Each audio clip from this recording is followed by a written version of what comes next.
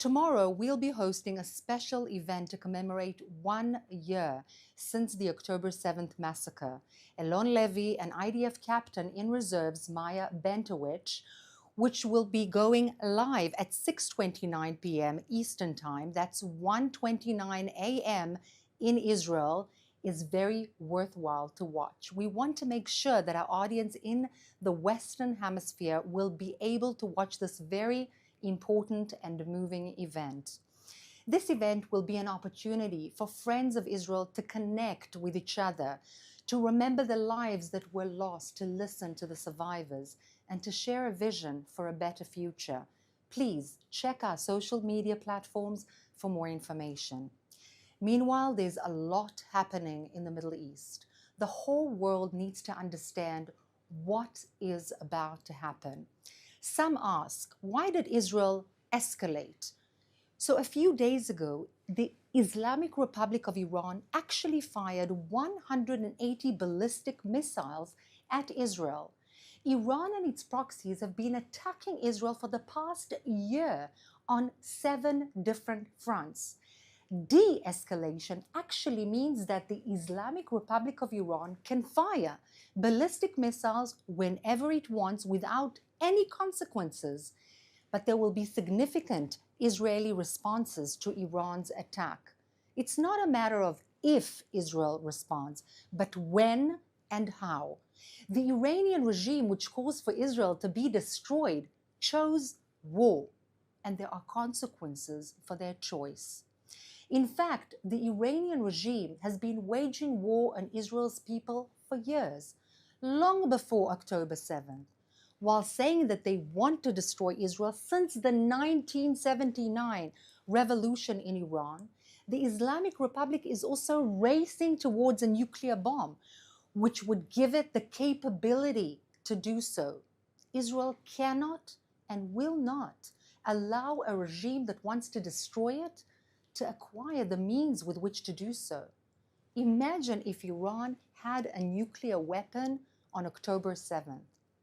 Until 1979, actually, Israel and Iran were at peace. Israelis and Iranians have many things in common, and inshallah, one day, Iran's theocratic regime will fall, and the people of Iran and Israel will again be able to connect with one another.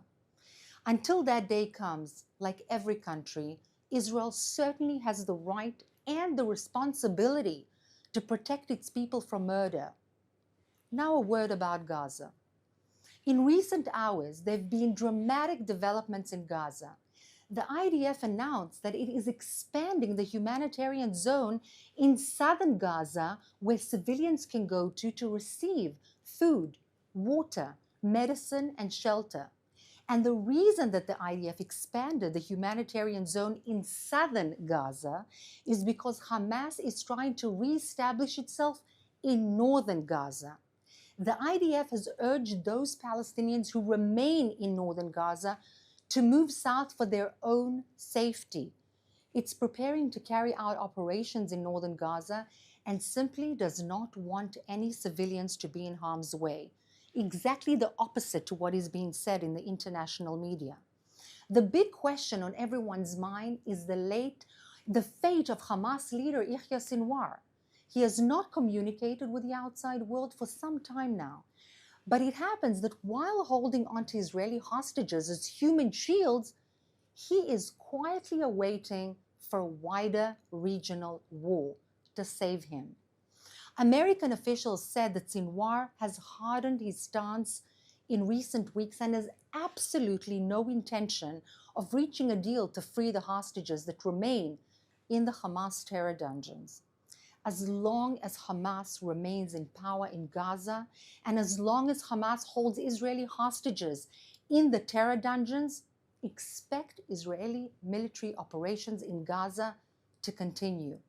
It's time for the whole world to apply more pressure, not on Israel, but on Hamas and its patrons, Iran, Turkey, and Qatar, until Hamas lays down its weapons and frees the hostages.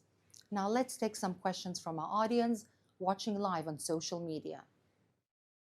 Ruth, there are a number of people asking on our different social media platforms about the breaking news just moments ago. 9 hurt, 1 critically in terror attack at Beersheba Central bus station. Do you have any thoughts on what this might be and what the threat is to the people of Israel at this time from terrorists?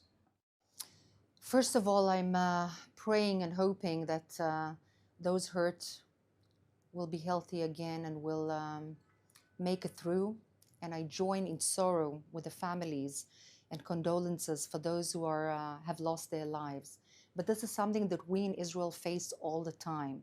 The Iranian Islamic Republic is actually encouraging all the time and even smuggling weapons via Jordan into the West Bank for Palestinian commandos and jihadis to perform these terrorist attacks. And they get through, and they do sometimes succeed, even though there's a whole array of security apparatuses trying to stop them. And this is something that we face and unfortunately have faced in the past and will face in the future, because as long as the Iranian regime of terror exists, this will continue to exist. The IDF published an announcement in the past hour that there were drone attacks from Hezbollah in Lebanon and also 25 rockets. What is your latest assessment of the situation in Lebanon and IDF operations on there? So the IDF operations in Lebanon are in defense of the Israeli public. This is a responsibility of any government upon whose citizens and civilians there are thousands and thousands of rockets raining on a daily basis in Carmiel, in Acre, in Haifa, in the north of Israel, and so on and so forth. Rockets all the time. Imagine in your country being in the shelter 17 times a day just to protect yourselves and your families. This is unheard of.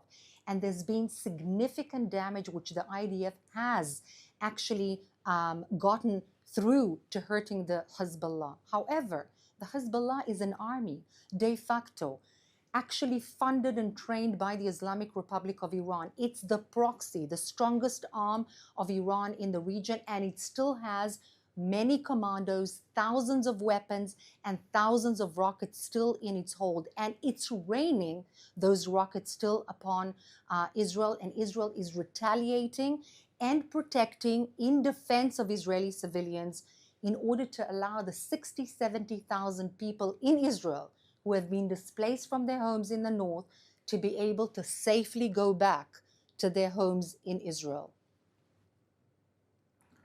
This is a question from our Instagram Live from Naomi. What will prevent Hamas from stealing the humanitarian aid that is going to these humanitarian zones?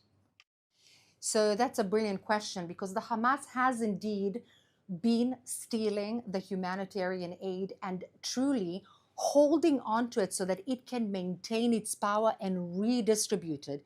He who distributes the humanitarian aid is in fact the person, the power that holds the reins in Gaza. So that's what they do. They steal the humanitarian aid. They keep for themselves the best part of the humanitarian aid, medicine, food, water, and so on. And they resell. Listen to what I'm saying. They resell to the public. The free humanitarian aid is given by public money, international public money, to the Gazan people, as they do with everything. They also keep the population above ground while they take shelter in the underground, in the tunnels. This is the modus vivendi and the modus operandi of the Hamas terrorist regime. They don't care about their own people. What the IDF needs to do is not only allow for the humanitarian aid to go through, but also protect it from Hamas so that the people can actually get it, which is insane, especially when Israel is being actually, told that it is not giving humanitarian aid, and not only not giving humanitarian aid, but stopping from crucial elements like medicine and food from getting to the people and starving the people. The opposite is true. The French President Emmanuel Macron has called for an arms embargo of Israel. There are many people asking, what is your reaction to this? And is Israel going to be affected? And what can Israel do to ensure that it has its own arms manufacturing capabilities? Please God, one of the lessons learned from the October 7th war is that Israel needs to be more, let's say, self-sufficient in the production of its own weapons. And what is happening now with the arms embargo from France, some of it from the UK, some of the things being held back by the US and so on because of political pressure, not because they don't understand what is really going on. So Israel needs to be self-sufficient. However, before World War II, France, the government of France at the time, not the underground, decided to be on the wrong side of history. And unfortunately, and this is not an easy thing to do, the same thing is happening yet again. Macron is giving in to political pressure on the left and from the Arab minority inside France that is overtaking France, the radical Islamist minority, and is actually talking about embargoing a country that is fighting a world fight on 7 fronts. I have nothing more to say except that it's shameful. We have multiple questions on our YouTube live. People asking, this is Sufyan who's asking, what can you say now about the Israeli response to Iranian aggression? Will it be a tactical response like the first one, or will this time be a response aimed at deterring Iran? It appears that the tactical response will not be in place this time. It seems that there will be a significant response this time. It is also quite needed to place the Islamic Republic of Iran rather than Iran, because we have nothing against the Iranian people, in its place, and understand that it cannot throw a barrage of rockets onto Israeli civilians with mothers and children like myself sitting hours in the shelter because Israel takes care of its civilians, and then have absolutely no consequences. This is a horrific undermining of a sovereignty of a state, a member state of the United Nations. This is unheard of. No other country in the universe would actually sit back and do nothing. And it's unbelievable that it's even a question or even a consideration on anybody's mind that there will not be a proper and significant retaliation. This is our final question. Tomorrow marks 1 year since the October 7th massacre. What are your thoughts 1 year later? What do you think our audience should know about the day, the 1 year anniversary, and how will you be commemorating the day? First of all, I think we should all Jewish people and all others who had been hurt, either emotionally or physically by October 7th, we should hold our heads up high. Those Jewish people throughout the world who are being attacked by ugly anti-Semitism should hold their heads up high, not be ashamed, not put down our heads. We have nothing to be ashamed of. Apart from the fact that God is on our side, we are on the right side of the values. And there is an evil side. And yes, it sounds a little bit like a Hollywood production, but the Islamic Republic of Iran, Hamas, Hezbollah, other organizations like the Houthis in Yemen, like the Iranian Shiite militias in Iraq and in Syria, they all propagate death and destruction. They all are against the West and all the values that the free world holds dear. We are not there. We're actually fighting the war of the free world. And this is something to be proud of. There are courageous people in this country. There are courageous people amidst the Jews throughout the world, and also the friends of the Jewish people who courageously stand beside them on the right side of history. And I commend you. This is what we should hold in mind and keep in mind, in my humble opinion, 1 year later. Thank you so much for being with us yet again. We'll be back tomorrow as usual, 3 p.m. Israel time. See you then.